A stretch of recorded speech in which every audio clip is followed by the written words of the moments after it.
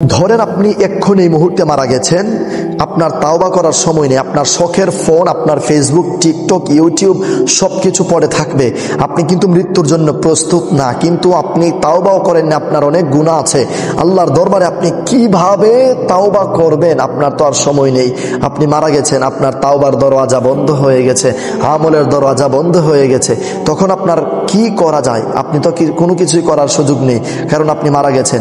এজন্যে এখন এই সময় আমার ভিডিওটি দেখার পরেই আপনারা একটা নিয়ত করে নিন, 3টি আমল রেখে যান: সদকায়ে জারিয়া, ইলম, নেককার সন্তান। বিস্তারিত সুন্দরভাবে জানতে আসুন আমরা ভিডিওটি কষ্ট করে হলেও দেখি। ধরুন আপনি এই মুহূর্তে এক্ষুনি মারা গেলেন আমার ভিডিওটি দেখার সময়, আল্লাহ না করুক, কিন্তু মারা যাওয়ার পর আপনাকে গোসল করাবে, সাদা কাফন পোশাক পরিধান করাবে, 3টা, মা বোনদেরকে 5টা। আপনার লক্ষ কোটি ফলোয়ার্স থাকা সত্ত্বেও কেউ আপনার কবরে যাবে না। আপনাকে ইন্তেকালের 12 ঘন্টা পর অথবা 24 ঘন্টা পর দাফন দিয়ে দেবে। আপনার সব কিছু বন্ধ। আপনি তো মৃত্যুর জন্য প্রস্তুত ছিলেন না। আপনার ধারণা ছিল আরো কিছুদিন বাঁচব, তাওবা করব, তারপর মারা যাব তাওবা করে। কিন্তু দেখেন আপনি তাওবা করার আগে আপনার মৃত্যু হয়ে গেল। যেভাবে ভূমিকম্প হয়েছিল ঠিক হুট করে, কেউ বলতে পারে না, কেউ জানে না, কেউ প্রস্তুত নয়, ঠিক এভাবেই কিন্তু হুট করে আপনার মৃত্যুটা হয়ে যাবে, আমার মৃত্যুটা হয়ে যাবে। আমারও এই মুহূর্তে মৃত্যু হয়ে যেতে পারে। এই যে আমি কথা বলছি এখন, আমার সম্পূর্ণ ভিডিও আমি কন্টিনিউ না মানে বলার আগ পর্যন্তই আমার মৃত্যু হয়ে যেতে পারে। তো তখন আপনি চাইলেও তওবা করতে পারছেন না, আপনি চাইলেও ক্ষমা চাইতে পারছেন না, আপনি চাইলেও আপনার ঋণগুলো পরিশোধ করতে পারছেন না। তখন তো আপনার তাওবার দরওয়াজা বন্ধ হয়ে যাবে, আপনার আমলের দরওয়াজা বন্ধ হয়ে যাবে, সবকিছু বন্ধ হয়ে যাবে। তখন আপনি চিৎকার চেঁচামেচি করলেও কোনো কাজ হবে না। আপনার নিথর দেহ লাশে রূপান্তরিত হয়ে একদম শক্ত হয়ে আপনি পড়ে থাকবেন। আপনি সব বুঝতে পারবেন, কিন্তু আপনি একটু নাড়াচাড়াও দিতে পারবেন না, কাউকে কিছু বলতে পারবেন না। তখন শুধু একটি আফসোস আপনার হবে, আমি তো এখনো তাওবা করিনি, আমি কিভাবে মারা গেলাম, হায় আফসোস। প্রথমে আপনি এটাকে স্বপ্ন মনে করবেন যে আমি স্বপ্ন দেখছি, কিন্তু যখন এই স্বপ্ন আর কখনোই ভাঙবে না, যখন কবরে রেখে সবাই চলে আসবে, নোমান নামক একজন ফেরেশতা আপনার কবরে এসে আপনাকে উঠিয়ে বসিয়ে রাখবে, এবং এরপর 2জন ফেরেশতা আসবে, মুনকার নাকির। এই 2জন ফেরেশতা আসার পর তারপর আপনার খেয়াল হবে, হায় আফসোস, আমি তো কবরে চলে আসছি, আমি তো কবরে, সত্যি আমি মারা গেছি। তো যাই হোক, আপনি মারা গেছেন, আপনার সব কিছু বন্ধ। এবার আপনার দুনিয়াতে থাকাকালীন সময়ে এই আফসোসগুলো আপনার ইন্তেকালের পর আপনার এই আফসোসগুলো থেকে গেল যে আপনি তাওবা করতে পারেননি, কিছু করতে পারেননি, আল্লাহর জন্য কিছুই করতে পারেননি, আপনি মারা গেছেন। নাফরমানি করার কারণে আপনি জাহান্নামী হয়ে যাবেন আজীবন, কিয়ামতের আগ পর্যন্ত জাহান্নামী আপনি। আয় আফসোস, কিয়ামত হওয়ার পরেও জাহান্নামী, যার কোনো শেষ নেই। তো নবীজি করিম সাল্লাল্লাহু আলাইহি ওয়াসাল্লাম বলেন, ইমানদারগণেরা একটু চালাকি করো, 3টা জিনিস রেখে যাও, মৃত্যুর পরেও যেন তোমার কাজে আসে। আর সেই 3টি জিনিসের প্রথম নাম্বার হচ্ছে সদকায়ে জারিয়া। আর সেটি হচ্ছে এমন একটি অনুদান যার সওয়াব কখনোই বন্ধ হয় না। যেমন কোনো মসজিদে আপনি একটা ফ্যান দিয়েছেন, মসজিদের একটি মাইক দিয়েছেন যেটি দিয়ে আজান দেওয়া হয়, কোরআন তেলাওয়াত করা হয়, আলোচনা ওয়াজ নসিহত করা হয়।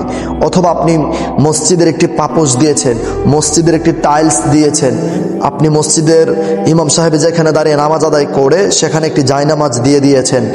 তো এটা একদম সদকায়ে জারিয়ার আমল, সদকায়ে জারিয়ার একটি ফায়েজ আপনি পেয়ে গেলেন।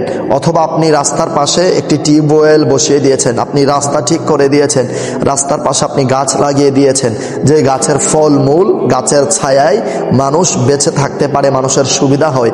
এই ধরনের কাজগুলো হচ্ছে সদকায়ে জারিয়া। 2 নাম্বার আমল হচ্ছে এমন ইলম যা আপনার ইন্তেকালের পরেও মানুষ উপকৃত হয়, এমন কথাবার্তা। আপনি কন্টেন্ট বানান না, এমন কন্টেন্ট বানান যে কন্টেন্ট ইন্তেকালের পরেও মানুষের উপকারে আসে, হালাল কাজে উপকারে আসে, মানুষ শিখতে পারে, জানতে পারে, বুঝতে পারে, আমল করতে পারে, মানুষ সঠিকটা বুঝতে পারে। সঠিক ভালো কিছু শিখান হারাম থেকে বেঁচে। এবং এমন ইলিম মানে জ্ঞান, এমন জ্ঞান যা আপনি বই লিখে যেতে পারেন, কিতাবাদি লিখে যেতে পারেন, আপনি দোয়া মাসলা মাসাইলের বই লিখে যেতে পারেন, আপনি গজলের বই লিখে যেতে পারেন, নবীজির শান মান গজল এগুলো আপনি লিখে যেতে পারেন। তো এগুলো হচ্ছে ইলিম, এমন ইলিম যা ইন্তেকালের পরেও আপনার কবরে যাবে।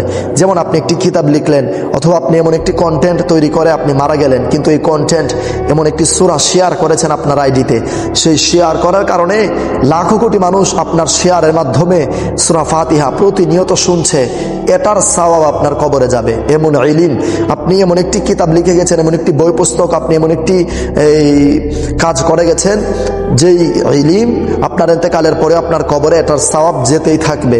3 নাম্বার, নেককার সন্তান রেখে যাওয়া। আপনি আপনার সন্তান ছোট না, মোবাইল ফোনটা দিয়েন না, আমার মা বোন মোবাইল ফোনটা দিবেন না। মোবাইল ফোনটা না দিয়ে বাচ্চাদেরকে খেলাধুলা করার সুযোগ দিবেন, বাচ্চাদেরকে নিয়ে খেলাধুলা করেন। আপনি রান্নাবান্না করার সময় যদি বাচ্চারা দুষ্টুমি করে, তাহলে আপনি অন্য কোনো কিছু দিয়ে রাখেন, কিন্তু মোবাইল ফোনটা দিবেন না। মোবাইল ফোনটার মাধ্যমে অনেক কিছুই হারাম কাজ, অনেক হারাম নর্তকী চলে আসে, বাচ্চারা এসব দেখে দেখে শিখতে থাকে, আর বড় হয়ে মোবাইলের প্রতি আসক্ত হয়, জেনা ব্যভিচার অল্প সময়ে শিখে নেয়, হারাম কাজ খারাপ কাজ অল্প বয়সে শিখে নেয়।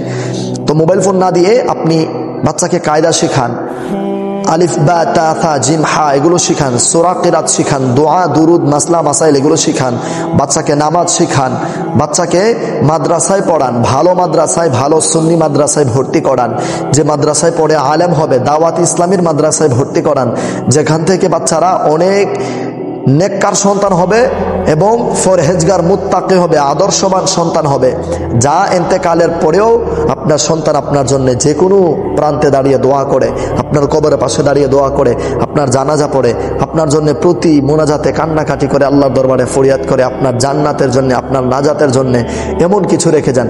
এই 3 নাম্বার হচ্ছে নেককার সন্তান রেখে যাওয়া। যা নেককার সন্তান, যদি আপনার সন্তান বিয়ে করার পর আপনার যদি নাতি হয়, আপনার সন্তান আপনার নাতিও কিন্তু ভালো কিছু শিখাবেন, কারণ আপনি আপনার সন্তানকে ভালো কিছু শিখিয়েছেন, আপনার নাতি আপনার পতিকে ভালো কিছু শিখিয়ে যাবেন। ঠিক এভাবে কিয়ামত পর্যন্ত ভালো কিছু মানে একের পর এক শিখিয়ে যাবে, যার সওয়াব আপনার কবর পর্যন্ত পৌঁছে যাবে ইনশাআল্লাহ। আমি যেইভাবে আপনাদেরকে আজকে এই কথাগুলো বললাম, ধরেন আমি ইন্তেকাল করলাম, ইন্তেকালের পরেও আমার কথাগুলো রয়ে যাবে, মানুষ শুনবে, শিখবে, জানবে। আমার আল্লাহ যদি দয়া করে এটা সদগায়ে জারি আর আমলে কবুল করে, আর আপনারাও যারা এই ভিডিওটি প্রচুর পরিমাণে শেয়ার করবেন, টাইমলাইনে রাখবেন এবং অন্য মানুষদেরকে শেয়ার করে শিখার, বোঝার, সঠিকটা জানার সুযোগ করে দেবেন, শেয়ার করার মাধ্যমে আপনারাও কিন্তু সদগায়ে জারিয়ার সওয়াব পেয়ে যাবেন ইনশাআল্লাহ। আমার প্রিয় মা ও বোনেরা, প্রিয় ভাই বাবারা, আশা করছি আপনারা সকলে বুঝতে পেরেছেন। আজকের ভিডিওটি প্রচুর পরিমাণে শেয়ার করে সারা বিশ্বে ছড়িয়ে দিন। আসসালামু আলাইকুম ওয়া রাহমাতুল্লাহ।